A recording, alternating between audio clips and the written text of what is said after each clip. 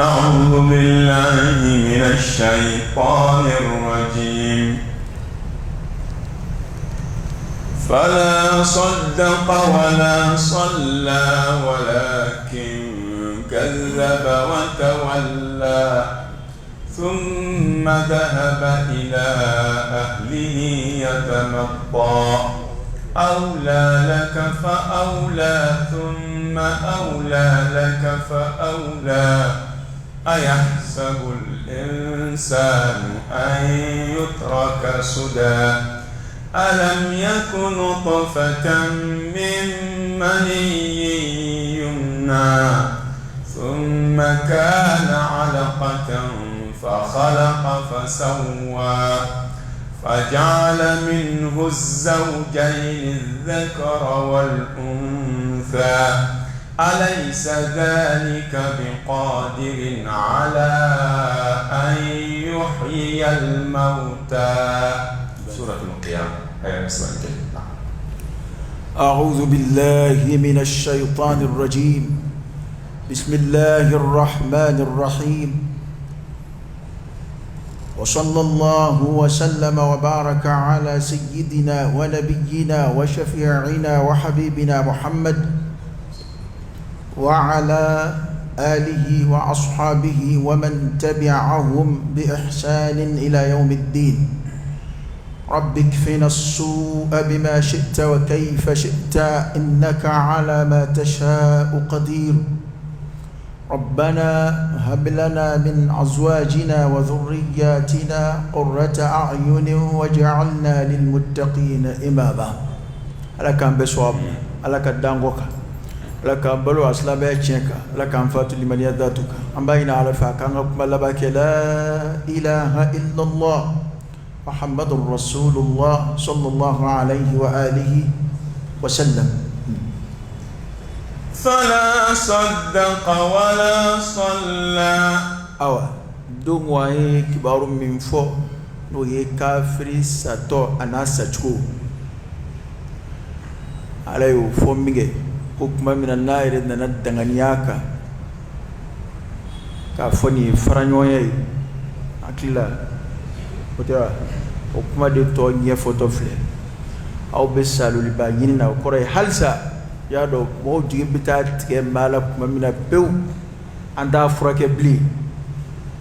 o ba soro kunu sera shanka sade nete kwani abase ko beke abinyon waju ajigi tike an ruba fote ko ko banani nite fangeli o yechi nga mate do sikara la kasi وجاءت سكرة الموت بالحق ذلك ما كنت منه تحيد. ni bana na temena bana hakela ni dungera sikarala wali ni bana kera yelemana ka kesa ya banai furato nyebli o mana ko otigiba abisigia bisigi mindo danganiado ka foko ni ngwani fara nyonya isa apo bana magar komun boro la ala yo nyefo ko ba o samayro de saka tadi alama bi ati maji ila rabbika yawma idhin al masaq samayro de katadi alama emmi ngumba be alala ni ba ala ko kaka lago shika buruja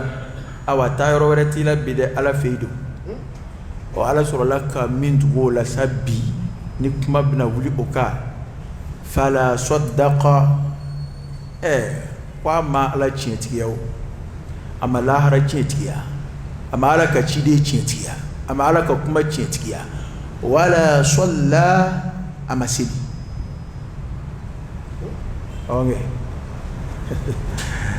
kwa ma ala chintiya ama sidi nyala ko kuma foro yoro aslama ya baro nye foto atkan ngula baba roge seli dogu go janme diwini ngale janme dudalai walu dunire ko ma salakakum fi saqar ukodi qalu lam nakum min al musallin e o ko nguma ke seli baw la koy tiendo e bena fo ko a uma seli dama fo nga muyatu ya folo sella were ya ye ku don huna bilibili o de seli yebebeli kira ka hadisa yin wasarau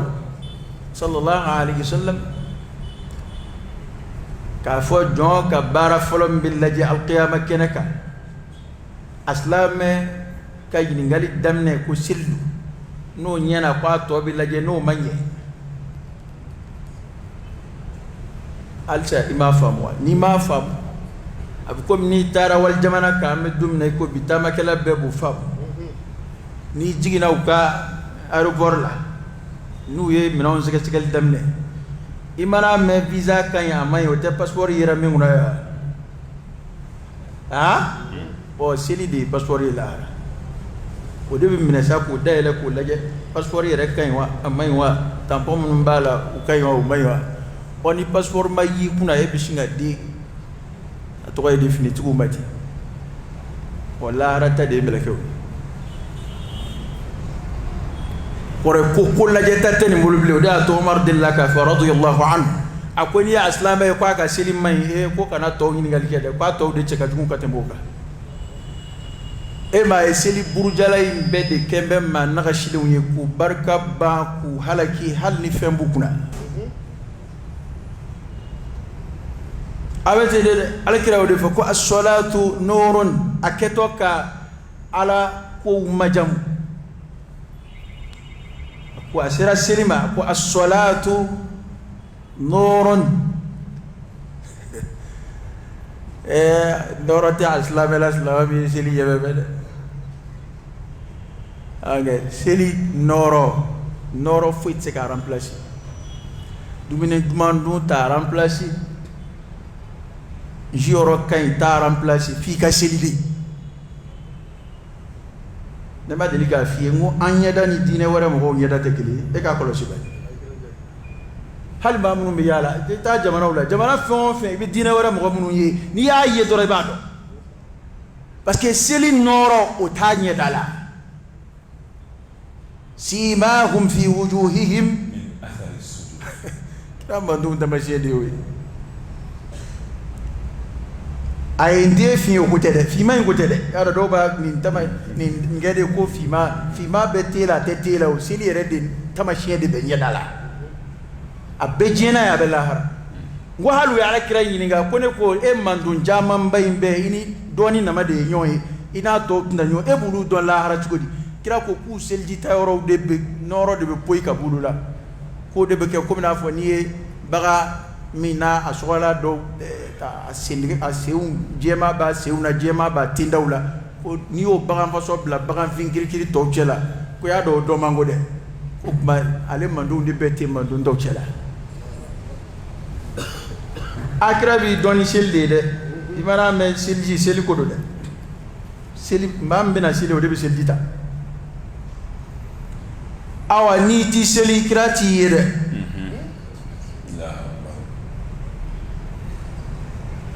woni ti seli kirati ati don sallallahu alaihi wa sallam op ma anayo malasa ya ko seli ye zawaju ko accessoire seli te faranga de seli ya joladi ajo seun ajatero fe kira nana fo ko imadu yere do ko ajo se mindo fana a chetikedu a kloma de do a tsika jomingo emaye janme de sa to fla e fenfolo ngo folo mi forala ala dana ko fe fala saddaqa wala salla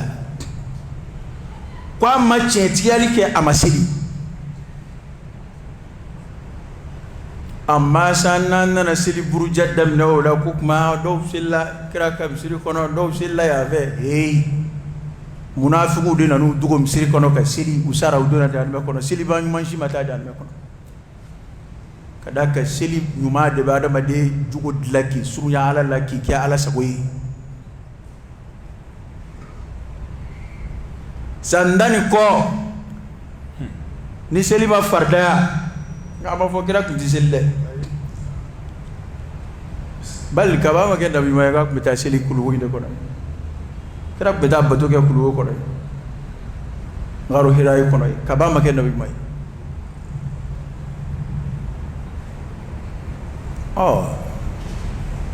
ama farda ya folo kiri to ko de nige ni ma kala le wi nige ete ama farda ya folo te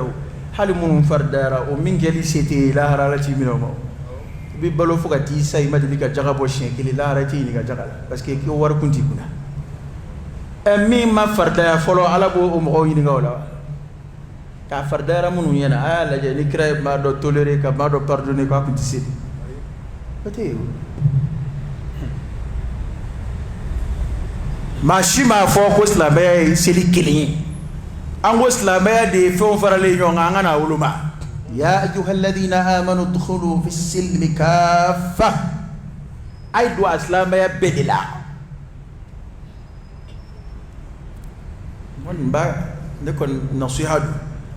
hali mamun fana seli majamu to fana bedila ka fo ko ni sella ba bana ati fote de amba bede nyefo seli na joro do shuna joro do jaga na joro do juguma na joro do ni sekera mima qur'ana e mi vola ambofo ala kira ka hadisa e mi vola ambofo angana ala ko bara doke ka dollafu wali ka jurumu doke ka dofia ni flabe de fi ibe jurumu ko dola na fori ko mai amam sania afla be dabla le mam sania wal nabi ala ko bara do nyefo iko ni ni ga wa bari la ni kuma misali chama fonna ni kwandana ko ni yabe mobli re moteur du ta moteur kasu be ci sigi moteur kasu ga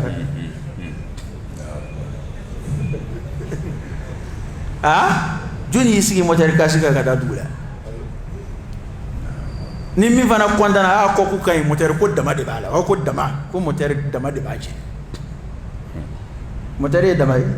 o ma che mi mobili de mobili ka sura fa on be da fali teta fa on fe ngo fa ka sura be de bal aslame de beti onga bara mi joro ka bo mi o nya photo qur'ana de bambla srawla ala kira ka hadisa bambla srawla sili de te ko fe fen o la mede kuma khulaso de seli de Tesla maya bara bulu kofe fendete a bara bilebelew de bara kumba baw olu de dodu ayni shedana koni nasira ka seli koni jey bulo ati fo yini faible e pa famda ni shetane seli la seli ko konna shetane sago soro la ati fo yini faible parce que adon ni nzila me façon indeke fo yefu kata sa ali mana me do wele ala wele ala be wele sendi don arab ka mena wala ko as-salatu lughatan ad-du'a c'est-à-dire l'arab ka ngoro di ko ali chrétien ba ko be do ko prière la prière ta fa dia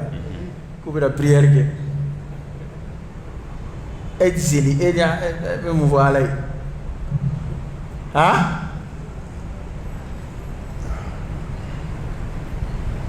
ya rabbi seli ke ban mo wala kan fo seli ta faranga de seli a kokulu mawdi doye parce que ni ko faranga te kula faranga ni ya misali adumina abe komi furondo ni dumini sa parifew ko way faranga ene kini bitobe malo faranga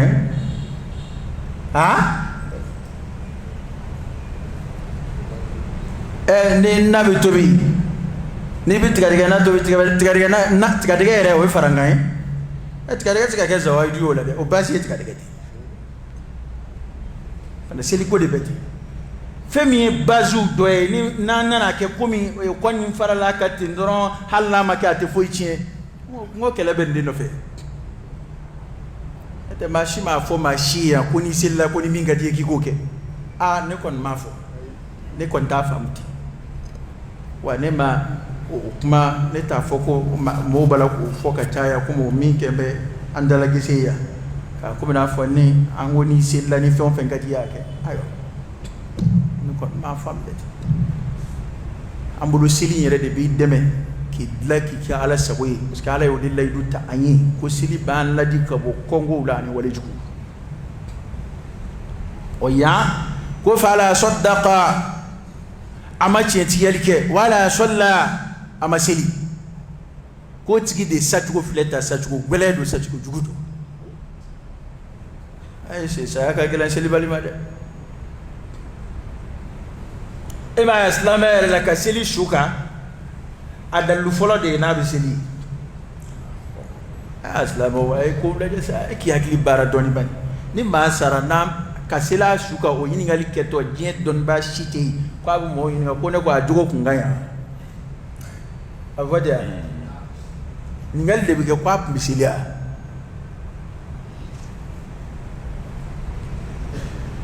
na misili ay andagaran yang asunal do kaka foni fen fanga ma wara yira min ba mbali ka sila ko me amba ka ala ba bisila wa mina sila ka doro dana fa ko ma ko abu bulli sonde bulli ba bulo ya am sokote bulli fle sokona ma fa sili chena sili tigal baraka kanu kon bake bade ka mena jugo ko mai ya kuma soni ma ko bani ala ce tahta mashiatillah mo ma fe do fam o jmei kran ke tabrir fuy tambulo ma do kal jina kono duna wala ka tasuma kono duna tanki abijati min ahli alqibla imay ni ko seli ko kuma de ma fa islamere jumla ni kibis islamere fo jumlatan min kono ferenba be don bo yoruba fo de ko ahlul qibla ko koro dungew koro dunge de koro yidi men joga koro fle dama de ko do ba koro de ko munum be seli ku nyeshi koro ba o kuma ni shukera min ahlul qibla koro dungew la ko aka kenema ko ba afara koro dungew ka atobe to jumen yisa jugo wara munum mana yala abu fode ko tahta mashiatillah ko be ala sagoya jgoro adama de onto kiriya o be ala sagula nakadi alai abiya fa lahara anda nyedon nakadi alai aba minani ke wali nunu ya kado da anma kono nakalla driye ma tiga ala jalaki wala ga kena kan ko munun ba interdit hali aw kana surunal doay aw rabeni nga ko cigo donga ba seli bali abula ako nyato ikafrera sandan ko min yara kira ke sallallahu alaihi wasallam yani sili kafarda ma fana kira liman yadi biga lafal inna as-salat kanat 'ala al-mu'minina kitaban mawquta sili bila farda mu'minu dika kuma mu'min liman yara de balaka lafal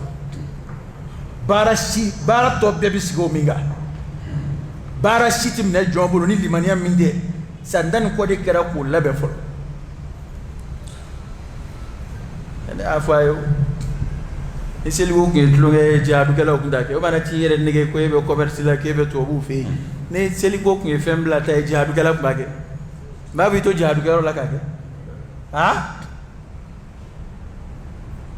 qur'ane yo fa salatul khawf siranzili qur'ane de afu hala jamasiliya ala mu gwala jihadu kama ka aye muruta ka nyongoloshi kulu kele ka siri no lu bora e kulu kele do fana ka siri to jihadu kewa wa banabato fana bisil uchuida karoke mbeke ga don ba sebe ko kuma di fiye de tana kono shuto mo kambla kere fede ni ndi dine kuma wi ni kuma wara munum bini kuma façon so kono shuto mo kondi do nega kuma te koy aslama ya baziu anga dine kuma tagafew ulu de bini fo ala kira de ko anga njoka sili nan de sranga nzigi ka sili ni banabato tsiga siga dale ka sili ni dachgo nasira ka dakini ngere ka figu ba to wala o yo ina masina asira ka kechugo miya kon bisi sili inte dore tugu nyoya munajatu de do bayna al-abdi wa rabbi jon era ba ina ala fo ka tabla ha ne ala seli be ka buika ki mangene ayre ko jogo banabato madda ala la e minisa ya ka suru na fara ko ala ko e kana kuma febli seli te dore ibe ya kuma ala fedi ibe ala de kusma woni joye takbiratul ihram ko ngeka ba Allahu akbar ina ema abafo ki gana temesil ba nyekoro ini ala de be nyoyela au paet kunu seto shaka ni ala ko inati nyoyebli o etamashen mai o lama mun bala no bi senge o be de be bin dondoni ni desara o fen na o be benga bika ni desara jolla joli bi ni desara sigila sigili bi o ma mo wara yini bli ça fait amba ala to fo de dabla ro yini sak wallahi ambo de yini mama e seli beni yini ka bo bana ba toka aba ala to fo li dabla li de yini nota ala ma pression fo ike bana ba toka ma fo kwa ka wuli ka semeni be fli de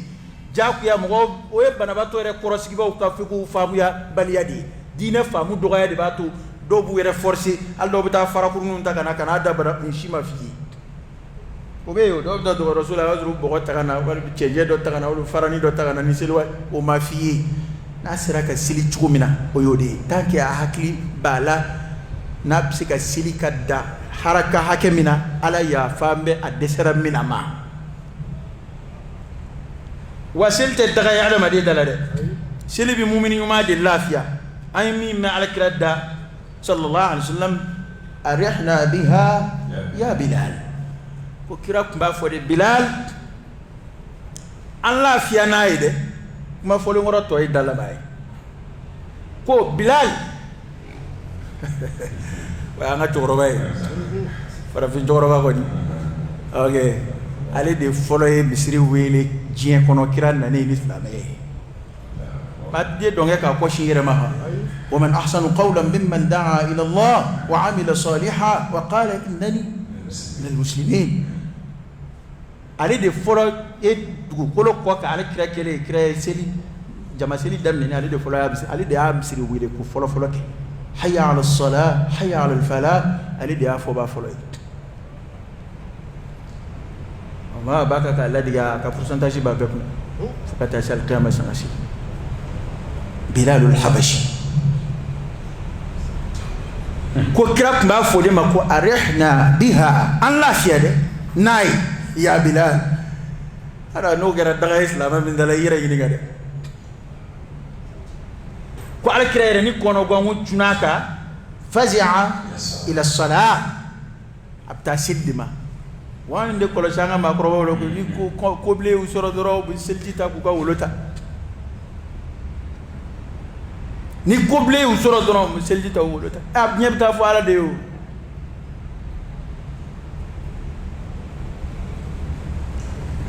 o sunogod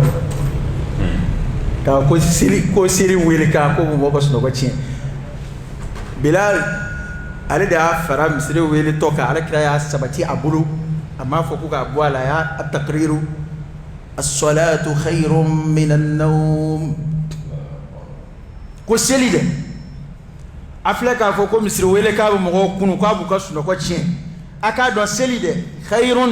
ale de hera ka bo minan nawm ka tama suno ko kora inde de abtlawe ko salatu blala ablaka inde abana nga de fleni ko as-salatu seli de khairun ale de hera ka bo minan nawm katamesno ko bon ni annano seli ko yele maka ke daga ya ndala ko ni seli jatemne ko adama don ko lafiya teslama lafiya bala de hera beslama ya kono a hera ma woro beyo yani duskun korona ito yo ala bi dhikrillah tatma'innul qulub islama yere de bi jasra ala ko folla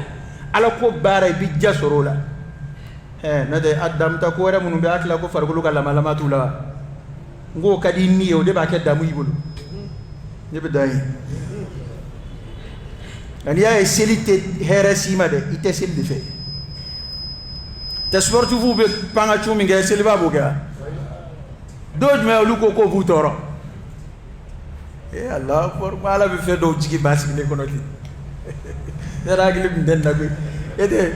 karate gelaw ni balon dana wara banga chumi ndaw yere ka nga nu mo kere farti fu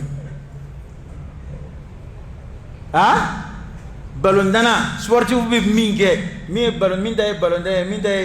karate min day boxe u bella malama mi seli baba ke kasro farkulo yere mago be farkulo yene jela ani selte yaada ma de resilto e kanye ko ma ala tanu koy parce que ni farkulo yere de ta chugo koro a chugo la seli tika ke normal la ay to ro yini ngawla bari mu tigi le chaise kono ni farkulo bora chugo la doro seli tika ke ordre la normal tant que bi seli an normal la ibi jo ibi ruku ke ibi sujudu ke a chugo la ala tanu koy o kora ko farkulo ba chugo la ikakene وتجعلون رزقكم أنكم تكذبون ni ma shego bugadari jaza ina shedana bugadari jaza ni ma sili ina sport kon gyo ni mo ge juli bi jo okay sili go le kono she duru dama ngo biduru de kun fara ambe to foya ko bidu musa de krabla kwa ka treme kwa mando sin ko a treme na de fuka na bla duru la en nanano ke ko duru e daga tede an won bulu daga tede silte daga de o duru infle mumini mo bala ka ke katla ka naflo ke ka farak ala kira bo duru de ke sallallahu alaihi wasallam shu kun ka arakan dan kelenzini o de sabatira ko ala kira sallallahu alaihi wasallam shu akundi shublawla mami nige ko seli ko taje shungo tani e chetere shu ala kira ko arakan dan kelenzini sungolo do sungolo tew ya ka nyina ma tabule ko ni bana walma ko dok nya balala klifa be arakan dan flasin e dowla e bena o tan kelin seli chugo fana kira fe ana on tata kelede am betan kelin seli ala antite 30 minutes ga kira ta kundo ede sahaba dem se do dillaki jo ala kira no fe na flasin la akwa ale fali haminani kojbu e jo janya fe o ki haminani muye ko ale kon ba fe ga tata faire ka kira to ikelegi tayge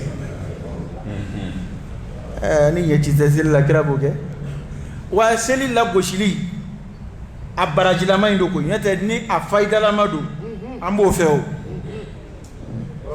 di arakan nani seli aybe kulu wala shen tangala wi duru kala ni tala wi mago fo alay o kadambe hala karamo bo faida dia ani seli man yala e be na seli ketchugo do de ke ka ala di sabe ba mbir le nyonya e ko seli te fuyi anga ibina ala wele chuko kerengerelina nu weda ko ama ko faida a faida dilan la ja be jili asubere ta faida chama asulu foitula kira mu ke ama foko kuke ala wele la umbe c'est très simple ko no ka temen nunga u jabi ka dika temen nunga يريد الله بكم اليسر ولا يريد بكم العسر روغه ودي فوقي انا دون بابا دوبي اكو فكت وعكر انه في اسبير لا وا اكن نو ابراجيكا كبدا دونيكا كيرinde انا حد في فايو لو bida ko nalna dana warbo ma ibitla kana ndro yo anga ni sengena cotisation na ibina ya ala sonab ala kambe so akala fala saddaqa ko amache tiyalike wala salla amasiri ode ato adni bochko gelele fleta kabini saya mana ayata yili damne walakin kazzaba wa tawalla wanga ayekalon tiyali de ke wata walla ningi kodu aye kalondigeli dike comme matama memina bi fion fe mara fe ko techi dalut membe bolo ka foko kalon be qur'ana ere na sukro fo dowi be kalu ka fati ibara kira ka hadisa fu sallallahu alaihi wasallam e makala ikaramogo makala hadisa be kalaye ko Bukhari ya fo ko Muslim ya fo ikambe to ko kira binin fo chugodi ata fo chugodi e ko nyefa en sagi akuma de sera sanga nyon yiniga kuma be kira binin fo chugodi he kira tinin fo chugodi anga nyon yiniga sagi ata fo chugodi e de be kira kala ka fotala ngo kira de chira sallallahu alaihi wasallam e kuma be daluwere tambulo itsika convaincu foida ima don ba tebe nga kuma foka fo kulu ni hadisa yin sigasige ko kama saha afle ani qur'ana yorani ndiyonda a dara kira la oti explication fo itala katuka foti dono horo bin vodda be e o tachede hey malo yala ko do ban fe aslama ya ko tede ango nyefo nyoy bi obira fiye masalan adamadiya sirafe adamade na ka sotigi cɛ ko dɔw be anw de fɛ farafina ya anw de ka laada la an b'a fɔ ko ye maloya ko ye ko ni masalan an bɛ lamɔnaw la maa min si ka kɔrɔ i ta ye jɛnɛya tɛ dɛ hali i ka muso furuko baro i n'a ta kɛ o ye haramu de ye silamɛya la i bɛ wuli kana maa fɛ yen burama i denmuso karisa n b'a fɛ i k'a furu ma haramu don wa a bɛ k'anw fɛ yan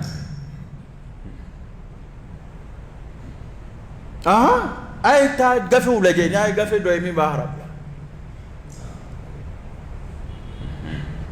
karisa i dɔgɔmuso karisa a furu ma dɛ n'a bɛɛ nana n'a ka d'a ye o yɔrɔnin bɛɛ a bɛ seerew ɲini a bɛ furunafolo sara a b'a sigi anw da ngi bi munumunu de ki turu ka nyamakalaw ɲini ne ko men karisaw fe ne ko akbara be cogo di ne ko bambe kan ga laada ta ko ambo bul islamaya ni i ka furu bi siriya abada e rese te blake naka o de kumba fe ko say na dia be ga ila ma don don asebene de do bon an fe ya ka fo ko ifa na akademba che ko kuma ko ni iyo fodron ye ya dogoye ye haramu ke asebene domini o ya ngalla dala malo ya ko na nganyo mu ya lada udi ko man ba foya ko sabara blaika do maka nini sabara dunaka ya dogoya islama ya doa kirana ka sawa kunti doni sabara de misri kono kasida ande be hanga malien lada ta ka islama ya kirinoyi parce que ko kira kuma do fo ko oye maloya ko ye kwa kumango fo ko oye ko Bukhari bo fo ko est ce que Bukhari bi songa fa ka musoko kuma fo est ce que Bukhari bi songa baka musoko kuma fo ato nga kuma ndo tlegu afora ka koroni fo ba fe ya amenyo hakili de jiki anga ta kuma koro no fe sade be joye ni ma kɛra président ye u bɛ taa denmisɛnnin ma taga na n'a image sɔrɔ la n'o ma sɔrɔ u b'a montage kɛ a den ma a ka école la taa a ba furu cogo a fa sigiyɔrɔ a fa kɛra mais n'i taara baga maa sigilen ma a ma kɛ président a ma kɛ foyi ye ka taa ba furuliko kuma daminɛ a ma kɛ kɛlɛ ye wa mais n'a nommé a kɛra président ye a kɛra ministre ye a kɛra mɔgɔba ye a ka ko bɛɛ de ye ko lakale ta ye sa darsu de be ta ka ko ka jango nabi maya amanga ko be de kala ala kira no fe sallallahu alaihi wasallam wallahi ta sura Bukhari kono ko femi haramu yere ni kira ya interdit ko acce ka jugun ko afora kira ma Bukhari kono ati be ka ngam malien lada de ta ko ke ka hadisa do koro yele ba ni tara farajen num fe unu muso bisigi ñon kere fo bo baro ke bu tege ci ñon tege nana be fo abe bu ku dew ñena ma on to ke yo parce que anga lada e mi na be duba kono ka ke ko mi ni muso te ñon don lada te wa cendo wa halla barka bo foni yere yi denga fle ko ma to bu denga fle ko we lada de we islam ya wa an bɛ taa fɔ ye ko ala kira taamana an dama kalama ka sotigi kɛrɛfɛ ka taa bilasira kato itikaf la nana boye atamana anofe ni muso bitama amanchande ne mo do ya nu jera kacha samgo hali tana muso mobili kilingono jango ku tamato fleni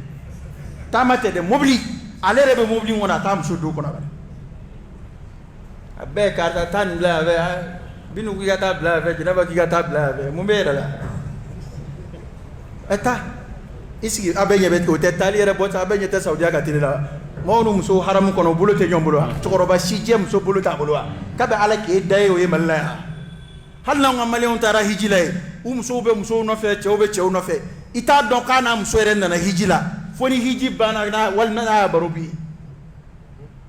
akla ko maliyan lada de be islam yakiri jamana bena kala dala ko donc bukhari e fe munu fa be lajedi est-ce que nin kanga fo kira ka hakela sallallahu alaihi wasallam fe munu manga fo kira ka hakela kira yulu fo wa kira de la ka yewe chedo wele wa ya abul qasim kira ko fle ko te ko kar sadi ko do kira ko sammu bismi wala tusammu bismi wala tusammu bi kunyati ayen to de da no yin che to ya psiga de on to da muhammad abtu to da ahmad bin tomad ko nga kunya de arab kana majamka abul qasim alakra de mi ngumbi ko qasim de to ko qasim fa kira ko mo kanu to da yera ko ni manye ba le to da ka ke a che to re sallallahu alaihi wa alihi wasallam ngai kana ke amma jamni kan yinoy abul qasim famun ti daga ala kira ka hakela o foro akana kuma kan korta ala kira kuma kan san o foro gal kira na ka dimba ya ka kibaru amunu be fo wala sa mo ka darsu sura akono kira bonya de bon yoro ka teme bukhari ga munu asibena munu tlela munu ya sharhu kira ko kada on yekate muluka bukhari ma ye ko filido munu nana takulu ba sharu ma ye ko filido alman banani ni fennu bete mena don ba temenu shima ye ko ni e joma ye kan yeshi alakrama sallallahu alaihi wa alihi wasallam awne nana ye malabi ko ni wani ye joma ye de kan yeshi alakrama sallallahu alaihi wasallam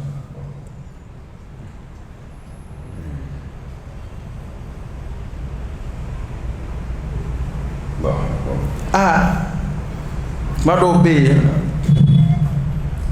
ngo do tlecho te fuichi abukari ko kuma do kera alaka boda de kai mana la dala ko mun ban fe kira ka sokono ko do baro bo wala sam ko ka darsu taaka te bi ni yera ni gaw ni ko ni ngiri bechu fakla ko konnu adama de na furnyo cheku adama de magobe fuku lawlaw i magobe nyedo do na langa mado be malo yakay ni galike ado fora la doniali de srafe ama foka kira do yaw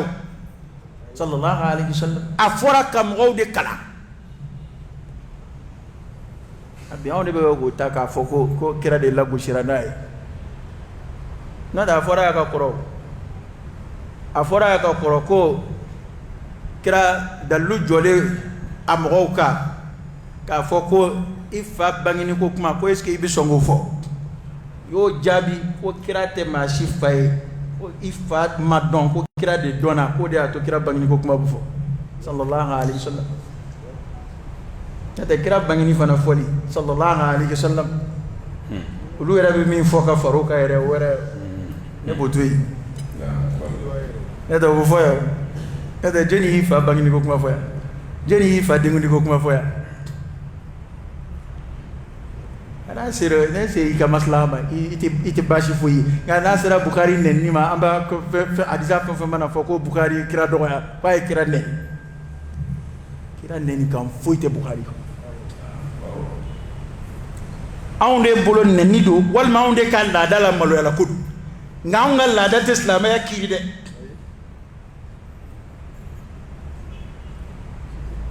on la date islam ya kiri de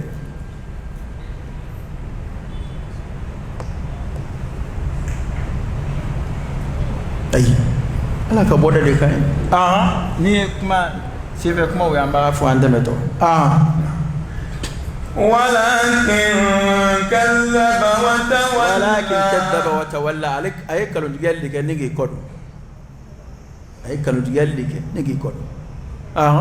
ثم ذهب إلى أهله يتمطى ثم ذهب إلى أهله كون سبات ينظر لك تاك دمبالا سيتمطى أبي إدونا رنجيا كايرة يادا كايرة كفا يادا لببتي أوكي يا إسلام يلا غشي بسرعة يادا كدي كسو رفرا مغولا إنه كان في أهله مسرورا كوب مسادنا كدمبالا بي يادا كسي أولى لك فأولى أولى لك كو حلقي بي تجيبي فأولى تجيبي ثم أولى لك فأولى وكفى تجيبي وكفى تجيبي على كده تجيبي وبي تفسير الوسر يا فتى فلو يسرق ما دو فسر كتو afọ ini ningaka ngata mi fle ina kaka ale inde fala ko halaki bi takshin ni mo wani akunda here kada kabisa ya kuma ni ma mi ko kera ta ko halaki de bati da ko fa halaki de bati da ka foka ta ka sigi ka cijuya ayahsabu al-insanu an yutraka suda ayahsabu al-insanu kwela adama de ba biskidewa akalla ini mende an yutraka suda akatwiti ka gwanzan blati la yumar wala yunha iti yamaru iti ladi shirati bulika kwela adama de bode yiniwa ale gwanza ka blati wa kwatna na kete ka kuma bagan be tugumina ya marukantin na umma ladili kan kwali adama den kafiri bo den natawa kada ka adama den be kote kuma imbe ka be kafiri de bangan tantola yali adama den kafiri bo den natawa ale gwanza kablati suda ijalati obiya hali wulu e ba jalablati wulu sanga be mission de lay ni e wulu de ni ta kamera be mission de lay ni baga adama de baga fofo maraba ba mara wazifa do kama nafa do kama enga wa adama de remini ala yo bunya ko e ka fento mara de mai jala ka toti wa ambo de la malla ka modi afo jere kono mo jema bo de ni parce que hora ko kuma inte do re ko hora de koro mo ka tu ku ka plaisir u ke ku fela u ke ni minga di mi o ko ke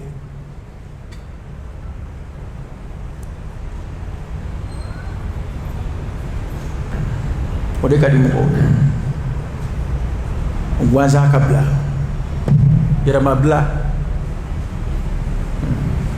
ni minga di mbo naka di beke danga de naka di beke jemina naka di marfachi mobla ga femne ni minga di ko ke fika foi dabla kala da made bode jigia abode biski wa no ya ka biski alam yakun qafatan min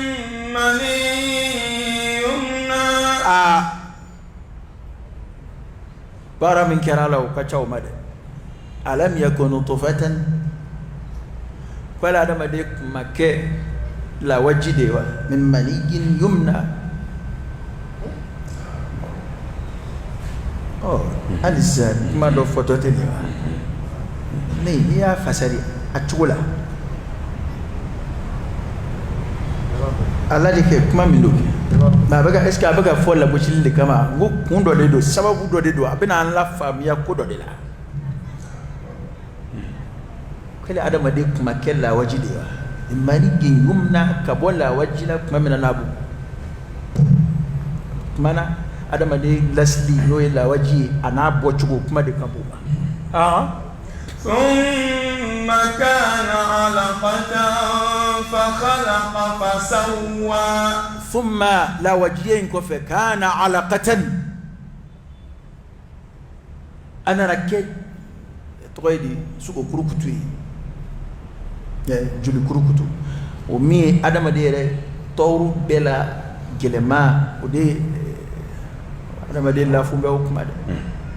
na boron nutfa la abena alaqa la amake mudugay folo de amake sugo kurukutu folo sisa a joli shulamani doti ko mini baga fara wal mani sugo bara kere bida joli shukuruni do blaleti adamade be teme o étape la a étape la ni bloqué ala ta dama ka tereke abara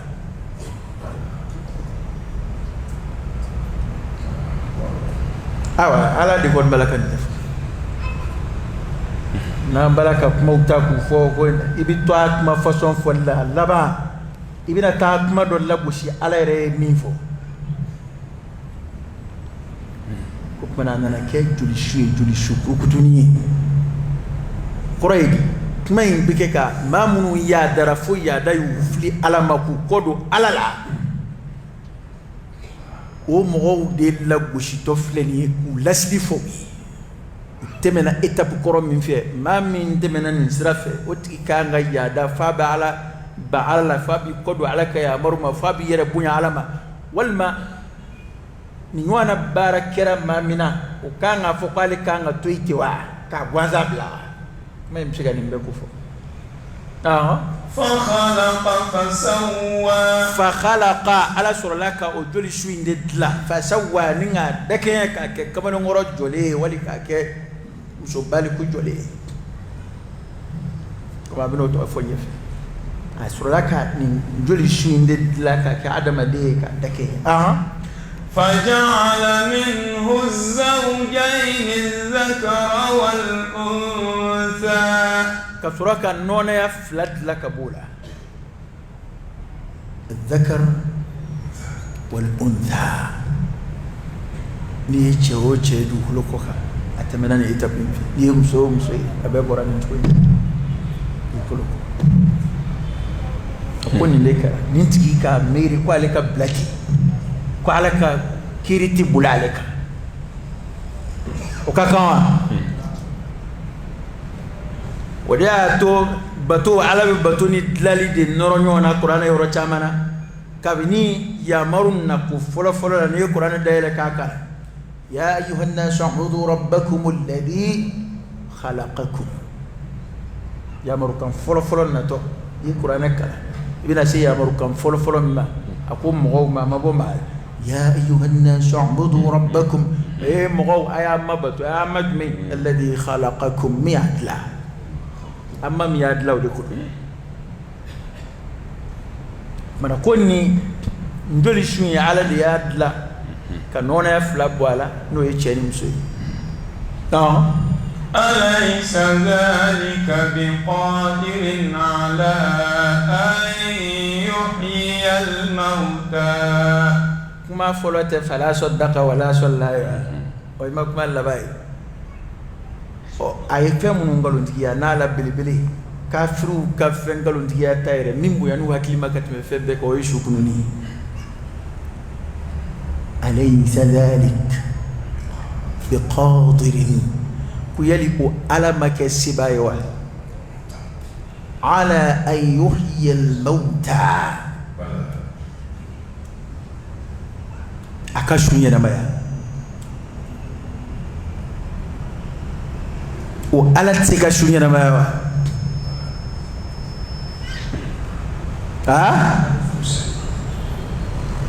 ay etap mun jirasa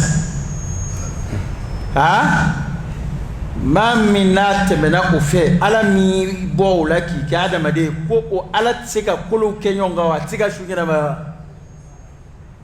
bala ini ayat nunggalan dan bawa kita fabala cendu tidak alai si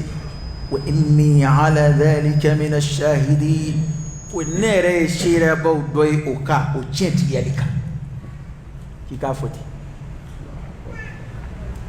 ana suratul qiyamah de ma fora kono weni ay sawabu min sura ko follo borala ni filian sura shaytan ni doni doga noy ma tiga ala ko kuma la se kuma araka ba ara fochumna bi kafamu de fo ifamura fekadna hakemna okmana bayna ala fa'alaka ya fa amma mithli yanzuru ya rabbi ay sawaba min suru ala ko blanga ma mizan onga may ngoni ne bo foko sinzi angana ngalla daw bul kiraka de famun de ben kira la stra sallallahu alaihi wasallam ado e cheka hadisa yi ayi tasammu bismi ay atoda betola wala tasammu bikuniyati akana nika kuniyata gaye ka dirana yoro men kira fo ko akana dadu nika dimba ko kumana min te ke qur'ane o fo masimo korobo qur'ane nasu de nana na ko ala kiram so te furu akofe andama kalama do bi way ni ko andama kalama qur'ay okay awa dera ta korodo de mballa yidi de okay en fait c'est oui kuma minti dala kuma ni bo fo o dagala de ni ay ko do ka tranga ma wa nubu u bangbaw ka kibara fo ko ndama kalama ma ngal la dadu an wa ko ma bangba ka ko ki la da ngol la da de ma fos la be era ma fos la ka an o yande ka la da ya ki bangbaw ka o ko ki ma ngi dadu la o pa nanga ma ko ku dadu la ko andama kalama onga andama kalama yere ba nga ko ray mi zande kon to a fokku de koni am to ga fo de kam na hakili turala kuma wala anga o malian shedani no duti bulala kraka de sallallahu alaihi wasallam kraka ku de kabu ani ko fo ite kili ala imamu nga ko bunya ulu ka ko nyefoli wa dama ko de wona nga te kili sa ada badere ma si age dola joni mo bi joyi fani bala joni mo bi joyi wolo chugo wal mai fena ada mi wolo ka sadi mama go tu wolo chugo law de ka cha wa nabi mo isa bangi chugo qur'ane ya detailé ka fo bi tafsir ni knya daw ma ba fo ko mangani mbefo isa alayhi salam hal ala bakati andama kalama qur'ane afo makhadu de ti so jigito kono dimi mbasoro qur'ane o fo isa bangin na alayhi salam andama kalama wa ngalla day da qur'ane da o ba o ayo dum kala gasito la jurubuto la te femunun te ke go kray lu fodi femunun te balika hakela qur'ane do fo kray do fo sallallahu alaihi wasallam e ka suratul hujurat la jabal al hujurat femunun te halika na daga do kira dala kibe barula kitita qur'ane ko ay wuli ka ay wula kata hal nan na to do invitation na kira fe ko wuli la duminna pa kana na sigi ka moni kono de ayato na mona pamina na duna na dumini ke ayta ay wuli kata ka boy abina aska sigi kunda jambe kira toro adumbe maloya ama kira tuwe maloya sallallahu alaihi wasallam qur'ane fle ko fo ubunu siga dala kutita abu maloya ba yana yo fiye ga ko ni mena ondala on bi gende okay agwadi ko ali kiradi kya tegamne sallallahu alaihi wasallam fulere di dala tegala ka tegabla anga na onda meni bulu an wa haketo de be buga ngono okay opara ko yende parce que ni a ameni kuma nunu fo karon ke na sigi ni islam ya gafi ba nunu no be na fien ambulu okuma amena ala batoni me journal ya am muye ni biere te bukhari la go shere go mejlola banana na hadisa ube bwala wa iba fo fe ngame ko hadisa ka bwala kira ka hadisa go do la retata hadisa kira ka baro ko hadisa te dore kira ka baro ko kira ka baro de baro ba dai ala ko mami ma wa ma yantiqu anil hawa in huwa illa wahyun yuha ede kan yo ka kuma ma ko baro dama parce que dore tew fen yere di ba kuma fo so memba ma la ka cha kira yere de bunya tu yoro sallallahu alaihi wasallam kira bunya de tu yoro sallallahu alaihi wasallam ete ma shiti imana foko qur'ana jugo bali munu nganga waso do qur'ana ere qur'ana nye foto ni kira ka hadisa la qur'ana nye folla ere bina nye fol dokke o koni sibene te qur'ana kono o te ere ka hadisa sa ona kira ka hadisa bla rane tata sa oho itebla kira nona ba shitebla kira nona ya ala sona kira ikma info kwa le kofe ko ngalo digela o chama bina o beba fo ku kira kwa shite kira o ngalo ndigela o no yara sija sandai kira la dige de be je kono sa ski bay be ma chambe titri do daire ma wena bi ma titri di parce que islamela ni ba fo mo ma yi ni gaay ni do ale dalu taro de donné do bi dalu do de ta min generi bulo ibo de la kale mo wi ga ere dala kuma iba mama ba yini ko ale ere dala kuma de ka dama dalluye qur'ana ko fe ala kira ka hadisa ko fe kira ndege de bala wo kira ndege de bala o tesoro bli okay kira mangu mashi ko a tesoro bli okay man ngaw man o tesoro labutu laka lawa mun mandam laka mbalo islam laka fatu limaniyak laka boda kai laka andlu magi allahumma salli ala sayyidina muhammad wa ala ali sayyidina muhammad wa sallim subhana rabbika rabbil izzati amma yasifun wa salamun ala al mursalin walhamdulillahi rabbil alamin